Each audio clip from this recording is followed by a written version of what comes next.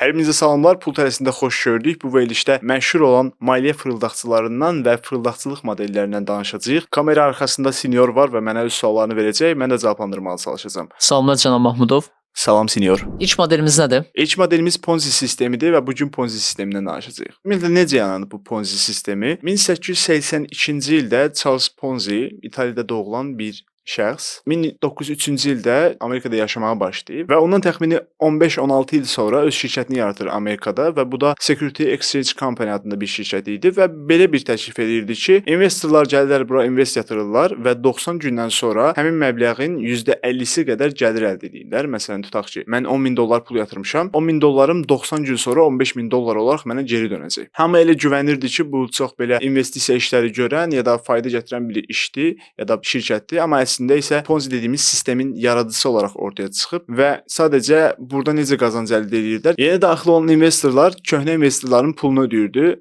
Yəni ki, hər dəfə bu sistemə nə qədər çox insan, investor daxil olurdusa, əvvəlkilər də ona uyğun olaraq qazanc götürürdülər. Amma belə bir şey var. Bu Ponzi-dən əvvəl bu sistemi eləyən bir qadın var Almaniyada. Təxminən 1969-cu ildə Adele Spitzer adında bir dənə qadın bir private bank yaradır. Yəni ki, öz adına bir bank yaradır və yenə də burada insanların investisiya qarşılığında olaraq gəlir verəcəyini deyir. Burada gəlir necə idi? O deyirdi ki, siz bizə investisiya yatırın, biz hər ay həmin investisiyanın %10-unu qədər sizə bir gəlir verəcəyik, fayda verəcəyik. Yəni ki, 1000 dollar yatırmısınızsa, hər ay sizə davamlı olaraq 100 dollar verəcək. Amma əslində yenə də bu sistem Ponzi sistemi idi. Yəni ki, yeni gələn investorlar, insanlar köhnə insanların, lap əvvəldən qoşulan insanların gəlirlərini ödəyirdi və belə davam edirdi. Hər dəfə sistemə yeni insanlar əlavə edirdilər. Bəs bu işin axırı nə oldu? Bu işin axırı təbii ki, sonda bu sistemlər tab gətirə bilmir və bir müddətdən sonra partlayır. Partlamanın iki səbəbi ola bilər. Birincisi, ya investorlar öz pullarını geri istəyirlər. İkinci səbəb də ola bilər ki, artıq yeni insan gəlmir bu sistemə və sistem artıq davam edə bilmir. Heç bir xərci borcu ödəyə bilmir. Ona görə də bu sistem dayanır və Charles Ponzi-də də, Adele-də də bu sistem bir neçə il sonra ifşa olundu və ifşa olunandan sonra həmin insanlar həbs olundular və səfalət içində öldülər. Yəni mərkəzdə bir fəaliyyət yoxdur, amma sanki fəaliyyət varmış kimi göstərirlər və bu formada bir fırıldaqçı olur. Yəni normal insanlar daha çox nəyə aldanırlar? Elə bilirlər ki, bu bankdır. Çünki bank kimi bir sistemə oxşuyur. Sən bir depozit yatırırsan və sənə müəyyən qədər gəlir gəlir. İnsanlar elə bilir ki, bu bankdır, amma əslində bank deyil. İçəridə heç bir fəaliyyət yoxdur. Çünki banklar bu cür işləyir məsələn. Banklar depozitləri insanlara kredit verirlər və onlardan faiz alırlar. Yəni bankda pul dayanmır, hərəkət edir. Amma bunlarda pul sadəcə dayanır və yeni gələn insan olmasa təbii ki, köhnə insanların pulunu da gəlirlərini də ödəmək olmayacaq. Bununla piramida sisteminin fərqi nədir? Çünki ikisi də yeni adamlar gətirilməsi üzərinə qurulub, doğrudur? Elədir, ikisi də yeni adamlar gətirmək üzərinə doğrulub, amma piramida sistemi ilə Ponzi sisteminin bəlli başlı bir neçə fərqi var. Birinci fərq ondan ibarətdir ki, Ponzi sistemi daha çox cəlb edən sistemdir. Yəni ki, onlar bir mərkəz yaradırlar, ya bank, ya şirkət yaradırlar. İnsanlar özü o həmin şirkətlərə başvururlar. Təbii ki, dildən dilə dolaşır bu hekayələr. Məsəl üçün mən 1000 dollar yatırdım, 1500 götürdüm falan tərzində insanlar öz aralarında danışırlar və digər insanlar da onları eşidib qoşulurlar. Piramida sistemində isə qoşulan hər kəs məcbur şəkildə başqa insanları dəvət etməlidir. Yaxınlarını, dostlarını, qohumlarını və yaxud tanıdığı insanları dəvət etməlidir ki, onlar həmin məbləğdə pul alsın və bu bir tələb kimi onlara göstərilir ki, yeni insanlar gətirməlisiniz. Biri üstü bağlı edir bunu. Yeni üzvün pulunun köhnəyə verilməsi bir üstü bağlı edir, biri açıq-aydın edir. Yəni biri sadəcə şirkət olaraq, şirkət imici altında bu işi göstərir. Digəri isə sadəcə olaraq bir dayanışma, nə bilim, insanların toplaşıb bir yerə investisiya etməsi kimi göstərir ki, yəni ki, insanlar öz dostlarını, yaxınlarını dəvət eləsinlər. İndi bu məsələlər əsas çiftlik bankla tanındı. Türkiyədə çiftlik bank hadisəsi ilə. O piramidadır yoxsa Ponzi-dir? Yəni çiftlik bank da Ponzi sisteminin bir örnəyidir, amma rəqəmsal bir örnəkdir. Bu artıq farm dediyimiz bir oyun var. Həmin oyun içində yenə eyni sistem fəaliyyət göstərir və fəaliyyət göstərdiyi müddətdə siz yenə ora investisiya yatırırsınız və o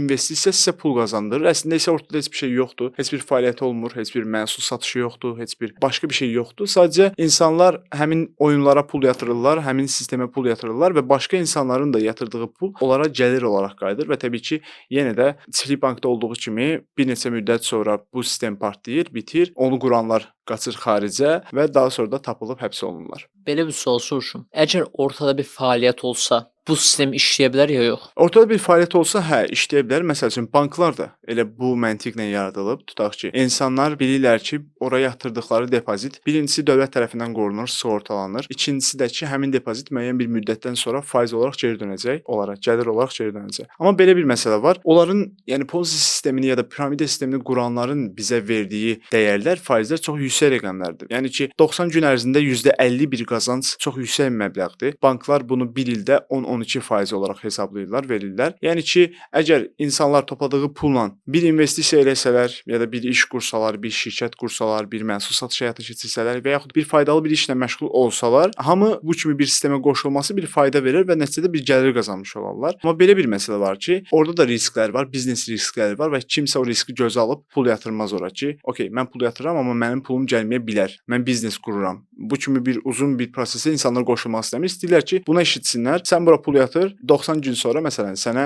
verdiyim pulun yarısı qədər də əlavə pul verəcəm. Bu kimi dəqiq şeyləri xoşlayırlar. Bunun kimi Ponzi sistemləri çox olub. Hətta ən böyüyü Bernard Madoff'un yaratdığı bir Ponzi sistemi idi və təxminən 67 milyard dollarlıq bir zərər dəymişdi insanlara, yəni qatılan insanlara. Necə baş verdi bu? Əslində 2008-ci ildə onlar ifşa elədilər ki, Bernard Madoff belə bir sistem yaradıb. Daha doğrusu həmin sistemi istifadə edib belə bir şirkət yaradıb. Nə şirkəti idi? Yenə farm ya da investisiya şirkəti idi və yenə insanlar oraya investisiya yatırıb qarşılığında pul alırdılar. Amma həmin şirkəti qurmuşdu 1960-cı illərdə və bir neçə il boyunca davamlı olaraq insanlar bura investisiya yatırıblar və insanları dolandırmağa davam edib. Əhatəsi də geniş olduğuna görə daha uzun gedib bu proses, daha uzun çəkib. Amma təbii ki, bir müddətdən sonra artıq insanlar pullarını geri istəyirlər, bezirlər pulun orada qalmağından ya da ki, yeni insanlar gəlməyə bilir artıq həmin sistemə. Ona görə məcbur bu sistem partlayır və həmin şəxsdə də ifşa olunur və o da ifşa olundu. 150 illik bir həbs cəzası verdilər ona və elə həbsdə həyatını itirdi. İndi bir investisiyanı deyim də, tutaq ki, mən bir investisiya qoyacağam arası. Onun yatıracağım yerin Ponzi sxeminə aid olub-olmadığını necə anlaya bilərəm? Yəni burada mümkündür. Birincisi, əgər sizə qısa müddət ərzində böyük bir gəlir vəd edirlərsə, bu çox güman ki, Ponzi sistemidir ya da başqa bir fırıldaqçılıq sistemidir ki, hələ ki bilmədiklərimiz var. Onlardan bəhs edəcəyik növbəti verilişlərdə. İkincisi, sizə təməl olaraq bir fəaliyyət göstərmirlərsə ki, məsələn, biz nə iş görəcəyik? Şirkət açacağıq ya da nə bilim məhsul satacağıq, xidmət verəcəyik ya da ticarət eləyəcəyik, investisiya eləyəcəyik. Bu kimi bir xidmət göstərmirlərsə ki, bu pulla biz nə eləyəcəyik? Çox güman ki, yenə fırıldaqçılıq sistemlərindən biridir. Üçüncü olaraq da bəzi gizli şəbəkələrdə, məsələn, Telegram kimi yerlərdə ya da özəl qruplarda falan bu sistem paylaşılırsa, o sistemin bir insan toplusu yaranıbsa, insanlar yığılmışsa, çox güman ki, buradan da şübhələnmək lazımdır ki, bu sistem fırıldaqçılıq ola bilər. Çünki leqal olan şeylər və gəlirli olan şeylər zaten açıq hər kəsin bildiyi yerlərdə toplanır və o şəkildə reklam olunur. Amma bəzi bu şəkildə fırıldaqçılıq olan şeylər biraz daha gizli platformalarda ya da qruplarda açıqlanır. Əslində bir yenə investisiya qoyma yeri olaraq kriptovalyutanı da götürə bilərik. Amma belə bir şey var ki,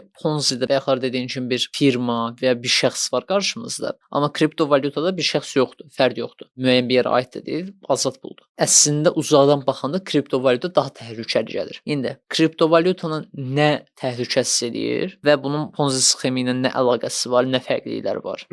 Kriptovalyuta ümumiyyətlə təməldə mərkəzsiz bir puldur, yəni rəqəmsal valyutadır və bu blockchain deyilən bir sistem vasitəsilə tənzimlənir ki, həmin sistem bütün istifadəçilərin əldə tutduğu kriptovalyuta miqdarını ölçməyə imkan verir. Yəni həmin sistemdə yeni saxta bir coin ortaya çıxsa, bu asan şəkildə bilinəcək. Çünki hər bir coinin özəl kodu var və öz yeri var həmin sistemdə. Ona görə də burada yeni coinlər yaratmaq biraz da fırıldaqçılıq etmək biraz çətin məsələdir. Amma kriptovalyuta ilə bağlı bu tərz fırıldaqçılıq işləri olub və təxminən 2016-cı ildə BitConnect deyilən bir dənə platforma yaradılmışdı. Həmin vaxt Bitcoin-in daha biraz məşhur olduğu, biraz da artdığı, insanların maraq göstərdiyi bir dövr idi və o nəyi təklif edirdi? Deyir ki, siz Bitcoinlərinizi BitConnect-in öz valyutasına çevirin, yəni ki, öz daxilindəki tokenə çevirin. O da ki, BCC adlanırdı və mən sizə gündə 1% qazanc olaraq verəcəm bu yatırdığınız coin-dən. Bir neçə il sonra 2018-ci ildə səhv eləmirəmsə bu platforma bağlandı və həmin platformaya yatırım edən investorlar çox güclü dərəcədə zərərə uğramış oldular. Yəni ki, bu tərz fırıldaqçılıq olaylarda kriptovalyuta özlərindən yaradılıb, amma təməl olaraq kriptovalyuta ilə Ponzi sistemini ayıran şey odur ki, birinci məsələ həmin kriptovalyutaların yaradıcısı olaraq məşhur insanlar mövcuddur. Məsəl üçün Bitcoin-in yaradıcısı olaraq bizim bildiyimiz Satoshi Nakamoto'dur ya da başqa Ethereum-un öz yaradıcısı var, başqa valyutaların, kriptovalyutaların öz yaradıcısı var. İkinci məsələ ondan ibarət ki, artıq bəzi banklar belə, bəzi ölkələr belə öz kriptovalyutalarını yaratmağa çalışırlar. Çünki bu təməl olaraq çox yaxşı bir konseptdir. Üçüncü element ondan ibarətdir ki, kriptovalyutanın istifadə edən insanlar və öz cüzdanlarında saxlayan insanlar onu azad şəkildə nə vaxt istəsələr satıb, nə vaxt istəsələr almaq qabiliyyətinə malikdirlər. Yəni ki, kimsə onlara bir limit qoymur ki, okey, sən bu valyutanı al, amma 50 gündən sonra istifadə edə bilərsən, 50 gündən sonra sata bilərsən. Ona görə də onların hərəsinin öz cüzdanı üzərində, öz pulu üzərində öz hakimiyyəti var. Bu da kriptovalyutanı digər Ponzi sistemindən ayıran əsas təməl maddələrdən biridir. İndi tutaq ki, mən aldandım. Getdim Ponzi sistemində bir yerə investisiya qoydum. Sonra bunlar məni aldatdılar, Allahın unutduğu bir yerə qaçışdılar. Aha. Mən sonradan pulumu geri almam mümkündür. Yəni gedim kiməsə əlaqə saxlayım, kiməsə deyib mən pulumu geri götürə bilirəm. Yoxsa pulum batdı. Yəni %90 ehtimalla pulunuz batdı, amma bu şəkildə ola bilər. Tutaq ki, bunun hüquqi nəticələri olaraq birinci həmin insan tapılmalıdır ya da onunla bir yerdə bu işi görən insanlar varsa, onlar tapılmalıdır. Onlar tapıldıqdan sonra onlar həmin pulu neyniyib, o çox önəmlidir. Məsələn, çiftlik bank nümunəsi görmüşdük. Həmin nümunədə Mehmet Aydın idi bunun yaradıcısı. O pulları götürüb Urugvaya qaçmışdı. Daha sonra bir neçə il sonra qayıdıb təzədən Türkiyə səfirliyinə özü müraciət etmişdi, təslim olmuşdu. Çox şükür pulu qurtarıb ondan sonra qayıdıb və təslim olandan sonra ona 45.000 il həbs cəzası veriblər. 45.000 il 6 ay bu arada. 6 ay da çox olub, artıq olub biraz. Yəni də o 45.000 $50, plus 6 ay. Yəni də ən çox yoran o 6 ay olacaq. Yəni bu tərzdə bir fırıldaqçılıqla qarşılaşmısınızsa, artıq bilirsinizsə ki, okey, mənim pulum var orada, mən fırıldaqçılıqla üzbəyüzəm. Birincisi ən yaxşı vasitə dövlət təhlükəsizlik orqanlarına müraciət etməkdir. Üstəlik kiber təhlükəsizlik orqanı yaradılıb, onlara müraciət etməkdir ki, onlar daha çox bu işlə maraqlanırlar. Müraciət edəndən sonra əgər həmin insan burdadırsa ya da həmin qurum burdadırsa, onlar zaten ona bir baskın təşkil edəcəklər ya da başqa bir şəkildə həmin insanları tapacaqlar, ələ keçirəcəklər və sizin vəsaitiniz həmin vəsaitlər içərisində varsa ki, onlar xərcləməyiblərsə ya da başqa bir yerə transfer eləməyiblərsə, qaçırmayıblarsa pulu, burdadırsa okey, sizin pulunuz geri qayıda bilər, amma %90 ehtimal dediyim kimi onlar pulu saxlamırlar, başqa ölkələrə qaçırlar, başqa illərə daşıyırlar ki, daha sonra həmin pulu istifadə edə bilsinlər. İndi vaxt dəyişir, dünya dəyişir, artıq süni intellekt var da həyatımızda. Bu süni intellekt bir nöqtədə Ponzi sistemində təkamül edib süni intellektdən qarşı daha böyük fırıldaqçılıqlar baş verəcək. Yəni açığı bu gözlənilən bir şeydir. Çünki hal-hazırda süni zəka ya da başqa alətlər çox inkişaf etdiyinə görə insanları aldatmaq daha da asanlaşır. Hətta bu Ponzi sistemindən sonra buna bənzər fərqli sistemlər də ortaya çıxmışdı. Yəni ki, Ponzi sistemindən təməl olaraq istifadə edən insanlar biraz daha fərqli olaraq onu dəyişərək başqa formatlarda istifadə etmişlər. Məsələn, Tom Peters var. O da təxminən bir 3.6 milyard dollarlıq Ponzi sistemi yaradıb və insanları zərərə uğratmışdı. O nə edirdi? O insanları yenə öz şirkətinə cəlb edib sadəcə onları o şəkildə aldadırdı ki, güya ki biz elektronik satışları həyata keçiririk və çox güman ki, satışları, şəkilləri, invoiceları falan necəsə özü düzəldib yaradıb, həmin dövrün təbii ki, alətləri ilə, vasitələri ilə yaradıb insanlara təqdim etmişdi. İnsanlar necəsə özünə güvəndirmişdi ki, onlar da aldanıb pul yatırmışdılar və indiki dövrdə ChatGPT-nin yaranması, daha sonra digər alətlərin, xüsusilə də şəkil, video alətlərinin yaranması çox risklidir. İnsanlar tutaq ki, məşhur bir şəxsi yaradaraq həmin şəxs adından öz sistemlərini, öz reklamlarını eləyərək sizin qarşınıza çıxa bilərlər reklam şəklində. Hətta daha pisi sizin öz qohumlarınızın, tanışlarınızın səsini kopyalayaraq ya da görüntüsünü kopyalayaraq sizin önünüzə çıxa bilərlər. Ona görə də